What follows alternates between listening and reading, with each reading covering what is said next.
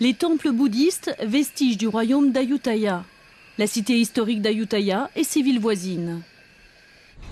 Voici l'ancienne ville d'Ayutthaya en Thaïlande, une cité qui fut la capitale du royaume de Siam pendant 400 ans à partir du milieu du XIVe siècle.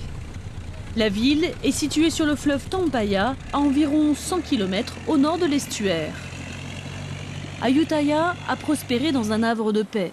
La voici sur cette carte publiée aux Pays-Bas au cours du XVIIe siècle. Elle est située sur une île d'environ 4 km² de superficie au confluent de 3 rivières. 33 rois se sont succédés à la tête du royaume, des rois qui se sont autoproclamés divinités et qui ont régné de façon absolue.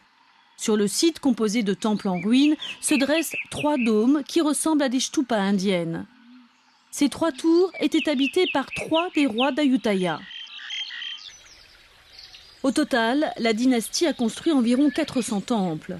La population vouait un culte à ces tours qui abritaient les dépouilles de leurs souverains. Les rois eux-mêmes les avaient proclamées aussi divines que le Bouddha. Ayutthaya a prospéré sous le règne de ces rois divins. Sa position stratégique attirait une flotte impressionnante venue de l'étranger. Rapidement, la ville est devenue un centre de commerce international. L'art bouddhiste s'y est aussi développé. Le pouvoir royal a été représenté à travers ces statues. Tous les Bouddhas assis ont leur main droite posée vers le bas. Il s'agit d'un geste pour chasser les mauvais esprits, connu sous le nom de Go-Man-In. Les statues présentent un style unifié et des postures identiques, suggérant ainsi que les rois contrôlaient l'expression de l'art bouddhiste. La plupart des statues bouddhistes, debout, ont leurs mains droites levées jusqu'au niveau des épaules. Elles représentent non seulement Bouddha, mais aussi les rois.